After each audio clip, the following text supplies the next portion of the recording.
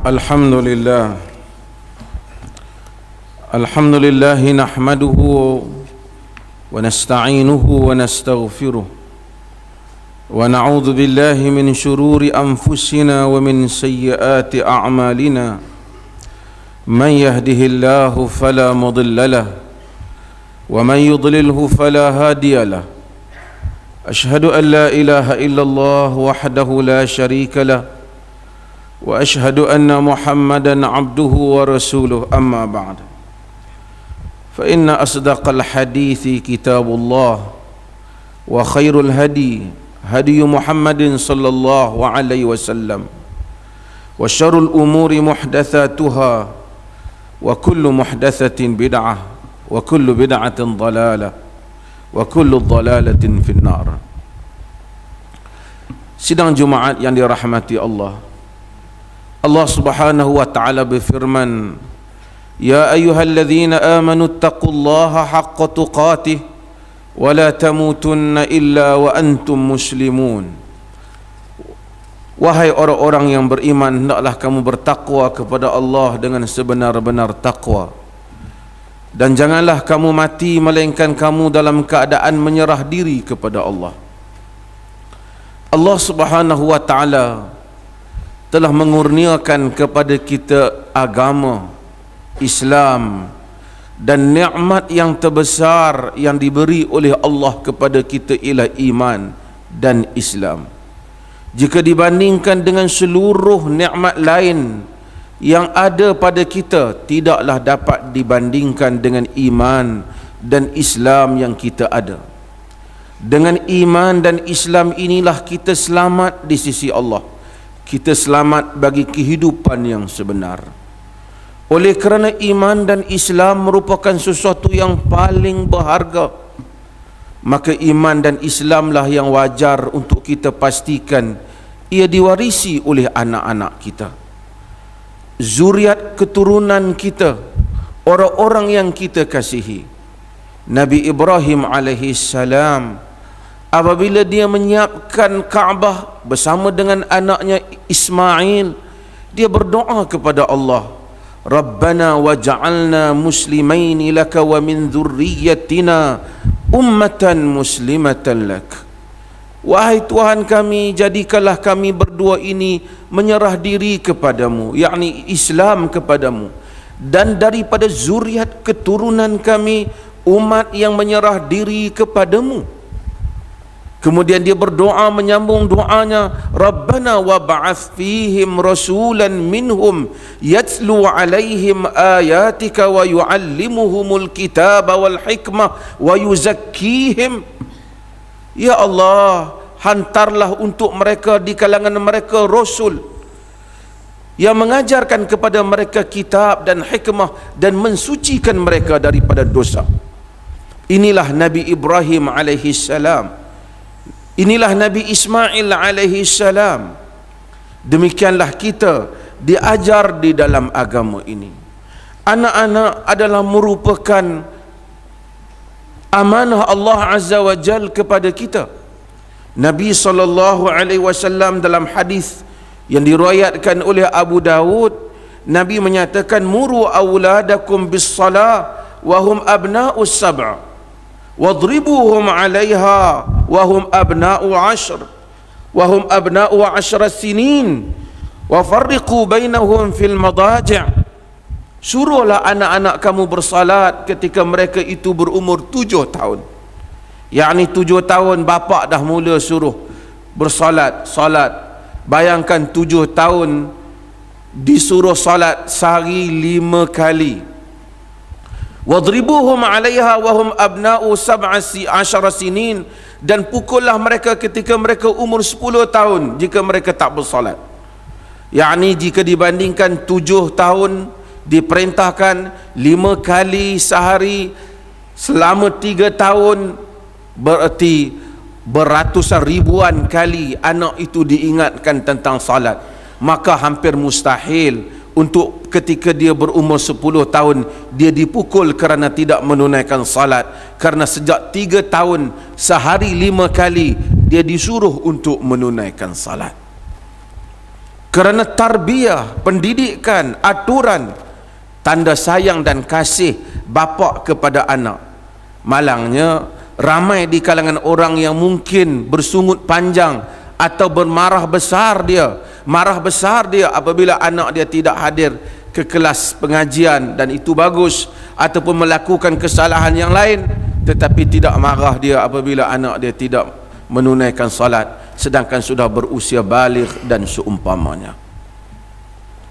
Hadirin Jumaat yang dirahmati Allah, agama bukan sahaja mengajar anak supaya salat dengan erti kata suruh salat. Bapa merupakan contoh. Bapa datang ke masjid, anak dibawa ke masjid, salat bersama dengan kita.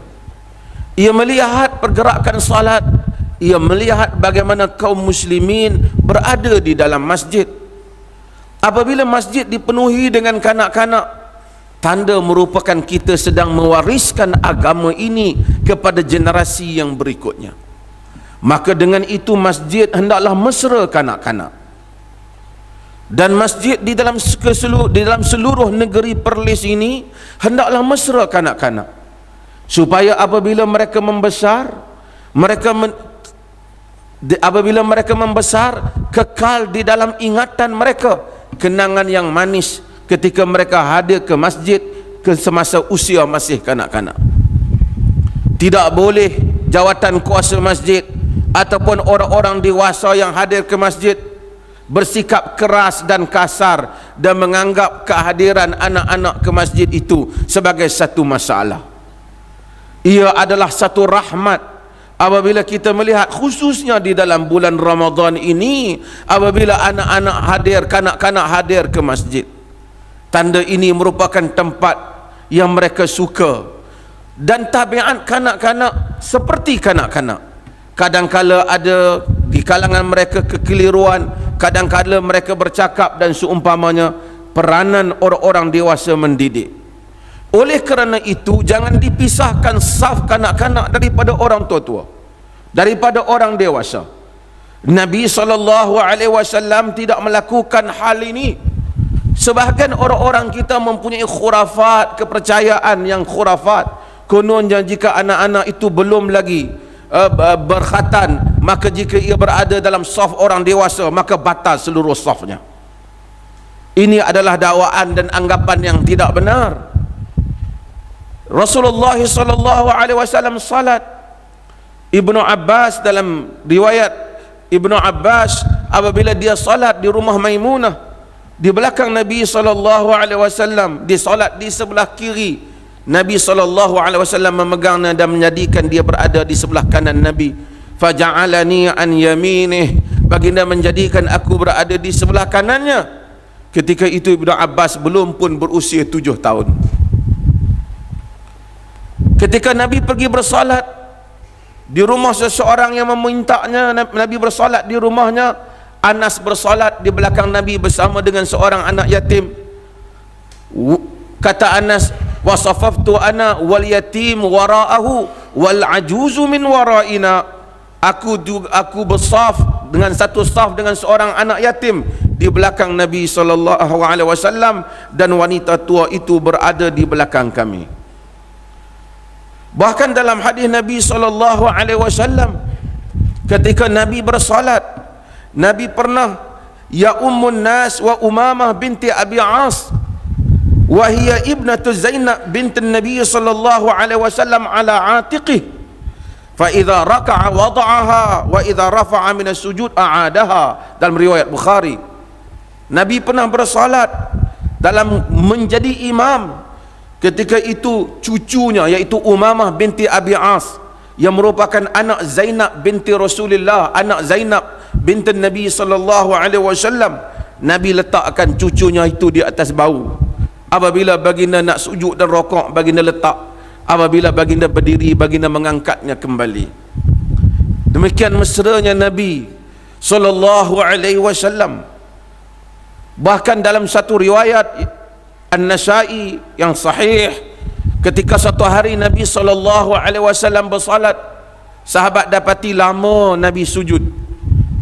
Apabila selesai salat, sahabat bertanya, wahai Rasulullah, Adakah penambahan di dalam solat? Kami dapati panjang sujud Nabi tadi. Nabi SAW kata, kullu dhalika lam yakun, semua itu tidak berlaku. Walakin abni irtahalani fakarihtu an uajjilahu hatta yaqdi hajatah. Tetapi cucu aku panjat atas belakang aku, dia menjadikan aku kenderaannya. Aku tak mau tergesa-gesa, aku biar bagi dia selesai dahulu, kemudian barulah aku bangun untuk daripada sujud. Demikian baginda sallallahu alaihi wasallam menggambarkan hubungan yang indah kanak-kanak pada zaman itu, dan mereka inilah yang membesar, yang menyambung risalah empire Islam, yang akhirnya Islam selepas daripada kewafatan baginda sallallahu alaihi wasallam telah sampai ke setiap daerah dan dalam kebanyakan pelosok dunia ini, disambung oleh generasi demi generasi yang mereka itu membesar, menyaksikan Nabi, melihat jamaah kaum muslimin di masjid. Duka cita sebahagian keadaan masjid hal ini tidak berlaku. Bahkan ada orang-orang dewasa apabila dia datang lewat, dia tengok ada kanak-kanak dalam saf awal depan, dia tarik budak-budak tu supaya duduk di belakang, bahkan buat satu saf khas, saf kanak-kanak. Sedangkan Nabi SAW dalam hadis yang diriwayatkan oleh Al-Imam Al-Bukhari menyebut, la yuqimur rajulu rajula min makanihi thumma yajlisu fih. Jangan satu orang angkat suruh orang lain bangkit daripada tempat duduknya, kemudian dia pula yang duduk di situ. Ini menunjukkan akhlak yang tidak baik yang kita pertontonkan kepada generasi yang masih muda. Di belakang imam hendaklah orang-orang yang tahu bagaimana nak menggantikan imam. Kanak-kanak tentu tidak boleh. Tapi selain daripada belakang imam, mereka boleh berada padanya. Dan sebahagian para fuqaha menasihatkan supaya ibu bapa meletakkan anak-anak di tepinya supaya mereka dapat melihat pergerakan salat yang betul. Jika mereka berada bersama dengan saf kanak-kanak seperti yang dibuat oleh setengah tempat, maka mereka akan bising, ketawa, mereka akan bergurau di kalangan mereka, maka kemudian orang-orang dewasa akan bersungut kerana kanak-kanak yang datang ke masjid mengganggu, melakukan bising di dalam masjid. Perkara yang patut dilakukan, setiap ibu bapa ataupun ibu yang membawa anak, letakkan anak di tepinya supaya bersolat dengannya dan membetulkan pergerakan solat anaknya dan memberikan nasihat kepadanya. Demikian kemesraan inilah yang membangunkan masjid dan membangunkan generasi yang akan datang.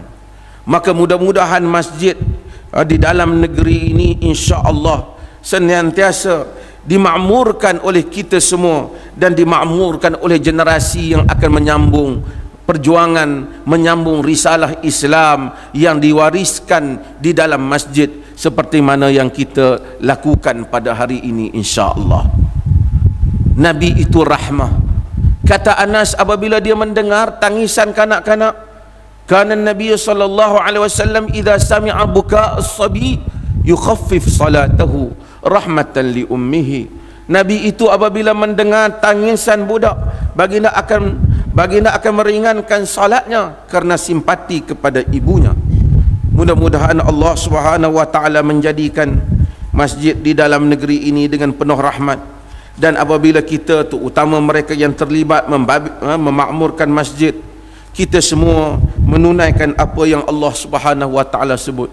Allah sebut tentang orang yang memakmurkan masjid dalam Quran. Allah kata, innama ya'muru masajidallah man amana billahi wal yawmil akhir wa aqama as-salata wa ata az-zakah wa lam yakhsha illa Allah fa asa ulaika an yakunu minal muhtadin. Sesungguhnya hanya sahaja orang yang memakmurkan masjid Allah ialah orang yang beriman dengan Allah dan hari kemudian mendirikan salat, mengeluarkan zakat, dan mereka itu tidak takut melainkan Allah. Mudah-mudahan mereka itu termasuk di kalangan orang yang mendapat petunjuk. Mudah-mudahan kita mendapat petunjuk, generasi kita juga mendapat petunjuk. Maka pada bulan Ramadan ini bawalah kaum keluarga kita datang ke masjid, makmurkan masjid, salat di masjid, ajar anak-anak kita bersolat yang betul di masjid. dan tanamkan perasaan mereka cinta kepada masjid Allah, kerana di sini mereka mensucikan diri mereka, di sini mereka mendapat rahmat Tuhan mereka. Barakallahu li wa lakum fil Qur'anil azim wa nafa'ani wa iyyakum bil ayati wa dzikril hakim.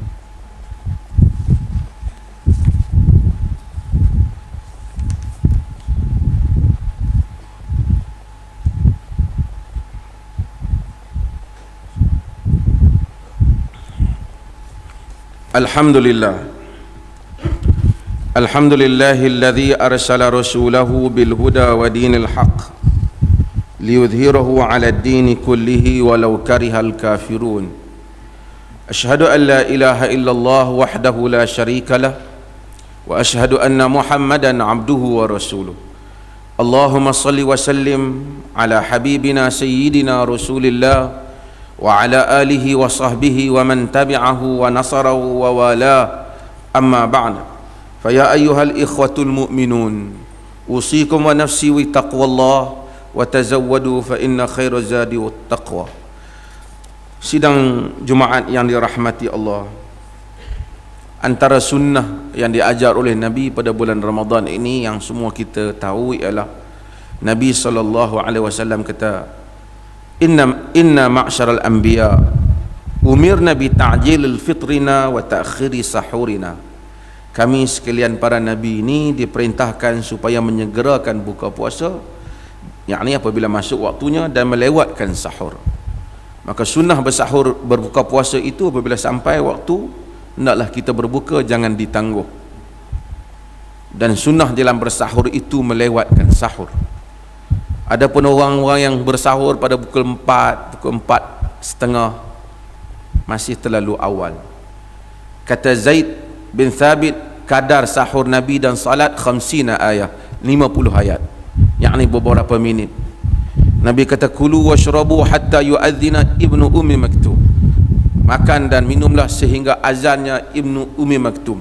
Fa innahu la yu'adzin hatta yatla'al fajr.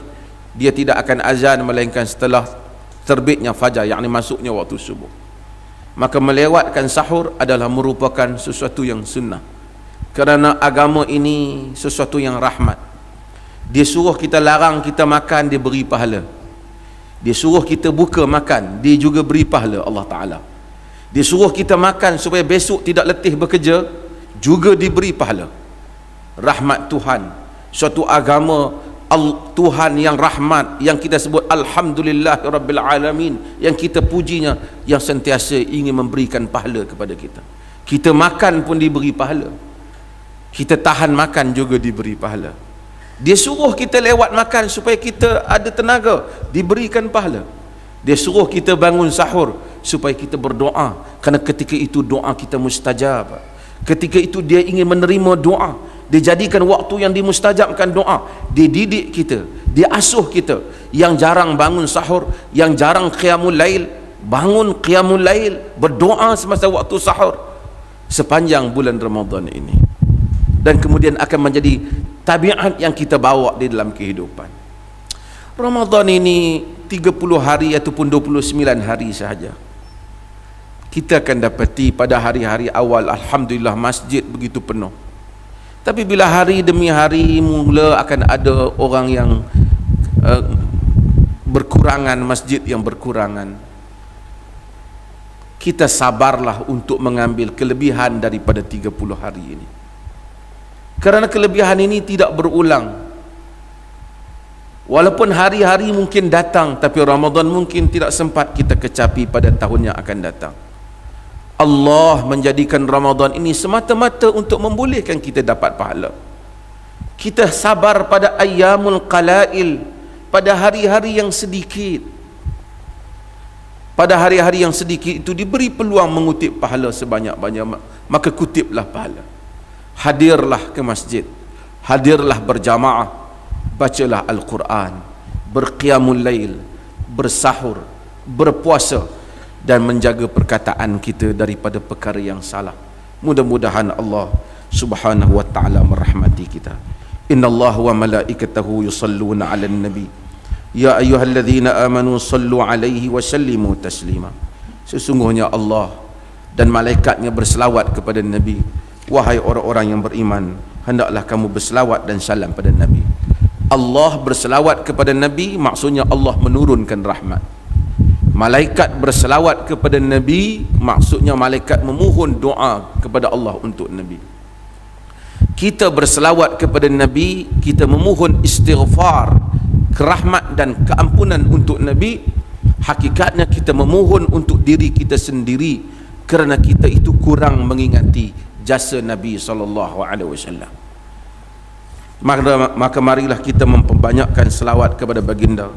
Allahumma salli ala Muhammad wa ala ali Muhammad kama sallaita ala Ibrahim wa ala ali Ibrahim, wa barik ala Muhammad wa ala ali Muhammad kama barakta ala Ibrahim wa ala ali Ibrahim fil alamin innaka Hamidun Majid. Allahumma ghafir lil muslimina wal muslimat wal mu'minina wal mu'minat al-ahya minhum wal amwat innaka sami'un qaribun mujibud da'wat wa qadiyal hajat. Ya Allah, ampunilah seluruh kaum muslimin sama ada yang hidup ataupun yang telah mati. Ya Allah, berikan petunjuk, hidayah serta rahmat-Mu kepada kami sekalian, hamba-hamba-Mu, dan kepada pemimpin kami, terutama Raja Pemerintah Negeri Perlis Tuanku Said Sirajuddin Ibnul Almarhum, Tuanku Said Putra Jamalul Lail, dan Raja Muda Perlis Tuanku Said Faizuddin Putra Ibnu Tuanku Said Sirajuddin Jamalul Lail, serta kaum kerabat baginda, supaya sentiasa beramal dengan kitab-Mu dan sunnah Nabi-Mu Muhammad sallallahu alaihi wasallam.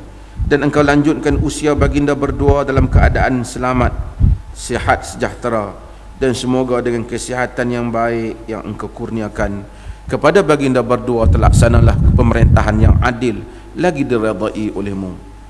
Ya Rahman, Ya Rahim, kami memohon kepadamu dengan segala kerendahan diri sebagai hamba-Mu. Engkau indahkanlah akhlak kami, Engkau perbaikilah pergaulan antara kami, Engkau hindarilah kami daripada sifat-sifat yang buruk dan keji.